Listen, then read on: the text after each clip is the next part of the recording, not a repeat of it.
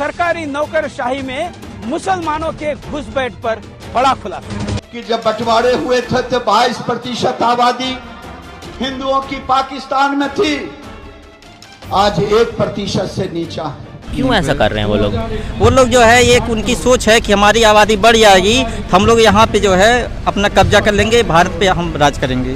2.8% घटी है हिंदुओं की, मुसलमानों की ज्यादा घटी है। 3.4% वृद्धि उनका कम हुआ है। हिंदुओं के खिलाफ जिहाद कब तक? आपकी जुबान में लगता है विपक्ष की जुबान। एक ही समुदाय को बार बार निशाना बनाया जा रहा है। मीडिया भी इसमें एक बहुत बड़ा रोल अदा कर रहा है।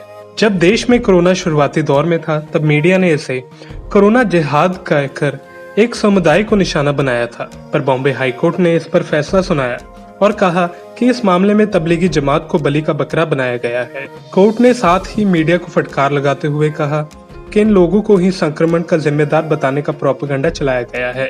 हाल ही में डॉक्टर कफील खान को भी इलाहाबाद हाईकोर्ट ने रिहाई के आदेश दिए हैं। उन्हें सरकार बार बार कोई न कोई केस में फंसाने की कोशिश कर रही थी, पर अब हाईकोर्ट ने आदेश सुनाते हुए कहा है कि एनएसए के तहत डॉक्टर कफील को हिरासत में लेना और हिरासत की अवधि को बढ़ाना गैर कानूनी है। कफील खान को तुरंत रिहा किया जाए। वहीं दूसरी तरफ जब कोई मीडिया नफरत भरी डिबेट को जोर देता है, तब उस पर कोई एक्शन नहीं लिया जाता। लेकिन दिल्ली हाईकोर्ट ने सुदर्शन टीवी के कार्यक्रम बिंदास बोल पर 28 अगस्त शुक्रवार को रोक लगा दी। पहले सुनिए उस शो में क्या दिखाया जाना था। सरकारी नौकरशाही में मुसलमानों के घुसपैठ पर बड़ा खुलासा। आखिर अचानक मुसलमान आईपीएस आईएएस में कैसे बढ़ गए? सबसे कठिन परीक्षा में सबसे ज्यादा मार्क्स और सबसे ज्यादा संख्या में पास होने का क्या है राज? सोचिए, जामिया के जिहादी अगर आपके जिलाधिकारी और हर मंत्रालय में सचिव होंगे तो क्या होगा? लोकतंत्र के सबसे महत्वपूर्ण स्तंभ कार्यपालिका पर कब्जे का पर्दाफाश। देखिए, नौकरशाही जिहाद पर हमारा महाअभियान। शो एक समुदाय को ही टारगेट कर रहा था। पिछले कुछ समय से ही कुछ नेता और मीडिया द्वारा यही मांग की जा रही है कि जनसंख्या नियंत्रण कानून देश में लाया जाए। ये कानून देश के लिए एक अच्छी शुरुआत होगी अगर लागू होगा, पर किस तरह इस कानून के मूल मुद्दे को हिंदू मुस्लिम में बदल दिया गया, आपको सुनाते हैं पहले केंद्रीय मंत्री गिरिराज सिंह की वो बातें, जहां वो बता रही हैं कि ये कानून क्यों लाना चाहिए। एक मीडिया ने दिखाया था कि पाकिस्तान का बंटवारा 1947 में धर्म के आधार पर हुआ। ये गांव-गांव का बच्चा जानता है। मैं यहां पूछूं कि ये बंटवारा धर्म के आधार पर हुआ था कि नहीं हुआ था? जरा हाथ उठा के बताओ। मैंने तो विरोध नहीं किया था, हमारे पूर्वजों ने तो विरोध नहीं किया था, लेकिन उस मीडिया ने दिखाया कि जब बंटवारे हुए थे तो 22% आबादी हिंदुओं की पाकिस्तान में थी, आज 1% से नीचा है। अगर आज 1% से नीचा हुआ तो क्या मेरी बहनें जो वहां थी वो बांझ थी? पुरुष नपुंसक थे? नहीं। तो आखिर आबादी गई कहां? ये सच है कि भारत के अंदर हमारी जनसंख्या गिर रही है, पाकिस्तान में भी हमारी जनसंख्या आज 1% से नीचा है। इस कार्यक्रम में जहां गिरिराज सिंह भाषण दे रहे थे, वहीं सुदर्शन न्यूज के एडिटर इन चीफ सुरेश चावनके ने भी भाषण दिया और मुस्लिम समुदाय को टारगेट किया। इस सभा में लोगों की सोच में कितना बदलाव देखने को मिला, आप ये भी देखिए। द प्रिंट के पत्रकार ने कुछ लोगों से बात की और जनसंख्या कानून पर सवाल किए। आइए जानते हैं लोगों ने क्या जवाब दिए। जिस तरीके से आबादी लोगों की बढ़ती जा रही है, तो इन लोगों की आबादी आने वाले समय में हम लोगों से बहुत ज्यादा हो जाएगी। इन लोग मतलब मुस्लिम से क्यों ऐसा कर रहे हैं वो लोग जो है, एक उनकी सोच है कि हमारी आबादी बढ़ जाएगी, हम लोग यहाँ पे जो है अपना कब्जा कर लेंगे, भारत पे हम राज करेंगे। तो मतलब मुस्लिम औरतें इससे बच्चा पैदा कर रही हैं ताकि भारत पे कब्जा हो सके। जी। हमारे आने वाली जनरेशन इन मुसलमानों के अंडर में काम करेगी। यहाँ की जो आज मोदी है, मोदी नहीं होगा, कोई ओवैसी के टाइप का प्रधानमंत्री बनेगा। जिस तरीके से इनकी आबादी बढ़ रही है, उसके अनुसार 2029 में कोई हिंदू प्रधानमंत्री नहीं बनेगा। 2050 जब आएगा तो उस समय हिंदुओं की संख्या कम हो जाएगी, मुसलमानों की संख्या अधिक हो जाएगी। इस सब में कुछ सवाल उत्पन्न होते हैं। पहले जानते हैं जनसंख्या को लेकर कुछ आंकड़ों के बारे में जो सरकार द्वारा प्रकाशित किए जाते हैं। भारत में 2011 के जनगणना के डेटा की बात करें तो देश में हिंदुओं की आबादी 79.80% है और मुस्लिम आबादी 14.23% है। और ये दावा किया जाता है कि पिछले आंकड़े के मुताबिक मुस्लिम की आबादी बढ़ी है और हिंदू की आबादी घटी है, क्योंकि 2001 के आंकड़ों की बात करें तो हिंदू की आबादी 80.46% थी और मुस्लिम आबादी 13.43% थी। सवाल ये कि क्या सच में मुस्लिम आबादी बढ़ी है? इसकी जानकारी एनडीटीवी पर वरिष्ठ पत्रकार अनुदय चक्रवर्ती ने अपने शो में दी। 2001 से 2011 तक मुस्लिम प्रतिशत बढ़ गया है। इसके पीछे जो न्यूज़ है ये तो न्यू फैक्ट है, लेकिन इसके पीछे जो असली फैक्ट है उसको आपको नहीं बताया जाता है, वो हम आपको बताएंगे।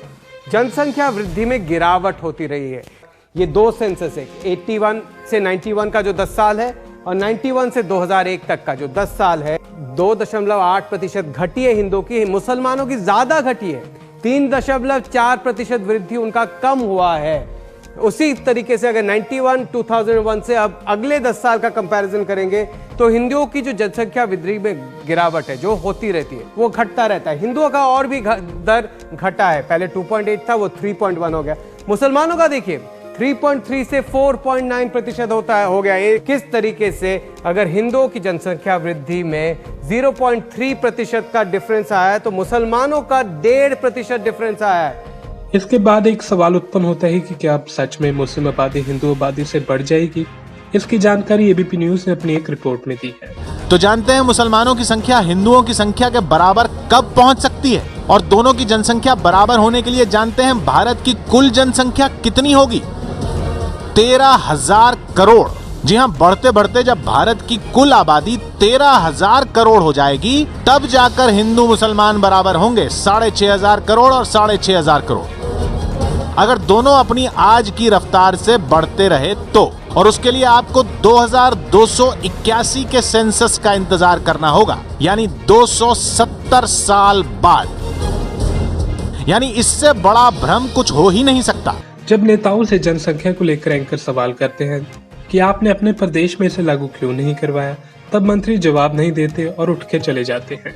मैं ये कह रहा हूं कि देश में कुछ लोग हैं जो हर चीज का विरोध करते और वो हर चीज को धर्म और वोट की नजर से देखते हैं। मेरे सवाल के जवाब देश का गोल नहीं है। गिरिराज बाबू आप तो साफ साफ बात करते हैं, इसलिए हम गोल बोलते ही नहीं। साफ साफ पूछ रहा हूँ, आप बिहार में सत्ता में है इतने सालों से, बिहार में ये कानून क्यों नहीं बना? तमाम राज्य सरकारों ने लागू कानून कर दिया, होना चाहिए। क्यों नहीं हुआ? क्यों नहीं हुआ? कौन जिम्मेदार है? क्यों नहीं हुआ? आप तो बिहार के सांसद हैं। बंगाल में वो दिक्कत नहीं है प्रजनन दर की लेकर। मेरा सवाल का जवाब दीजिए। यूपी में आपकी सरकार, योगी पहले आप सहरिए, बिहार में आपकी सरकार, अरे भैया क्यों नहीं कर दिया आपने? पहले आप चुप होंगे कि आप बीजेपी का भूत आपको सवार हो गया। प्रॉब्लम अवस्थी जी है, बीजेपी से हम सवाल नहीं पूछ सकते। सवार है बीजेपी से सवाल नहीं पूछ सकते। आपकी जुबान में लगता है विपक्ष की जुबान घुस गया है। गिरिराज बाबू बीजेपी से सवाल नहीं करना चाहिए। कुछ मुद्दे तो ऐसे होते हैं जिन पर मीडिया ध्यान ही नहीं देता। मीडिया तो खुद डिबेट में कम्युनल एंगल लाने की कोशिश हर वक्त करता रहता है। सवाल ये है, जाकिर नाइक भारत का भगोड़ा है, उस पर आतंकवादियों को प्रेरित करने के, आतंकवाद फैलाने के, आतंकवाद को बढ़ाने के, मुसलमानों को आतंकवादी बनाने के कई सारे आरोप लगे हैं। भगोड़ा जाकिर नाइक इस वक्त मलेशिया के अंदर छुपा हुआ है, लेकिन वहां से वो भारत के इस महान प्रजातंत्र को चुनौती दे रहा है। वो कह रहा है कि मुस्लिम और दलित का ऐसा कॉम्बिनेशन बनाया जाए जिससे वो यहाँ पर राज कर सके। जाकिर नाइक के जिहाद वाले जहरीले बोल, देश और दलितों को बांटने की नई चाल, राजनीतिक पार्टी बहाना, देश के हिंदुओं पर निशाना। हिंदुओं के खिलाफ जिहाद कब तक? कहीं लव जिहाद तो कहीं डिजिटल जिहाद। जी हाँ, हीर खान से लेकर सुष्मिता सिन्हा तक हिंदू आस्था का अपमान। क्या इतना आसान? क्या राम मंदिर निर्माण की चिढ़ की वजह से हिंदुओं और हिंदू आस्था पर लगातार चोट की जा रही है? क्या राम मंदिर निर्माण का बदला हिंदू देवी देवताओं के अपमान से लिया जाएगा क्या? हम उम्मीद करेंगे कि समाज में नफरत फैलाने की बजाय मिलजुल के रहने के बारे में मीडिया बात करे। हम उम्मीद करेंगे कि मीडिया समाज में नफरत ना फैलाकर सबको साथ लेकर चलने पर जोर दे।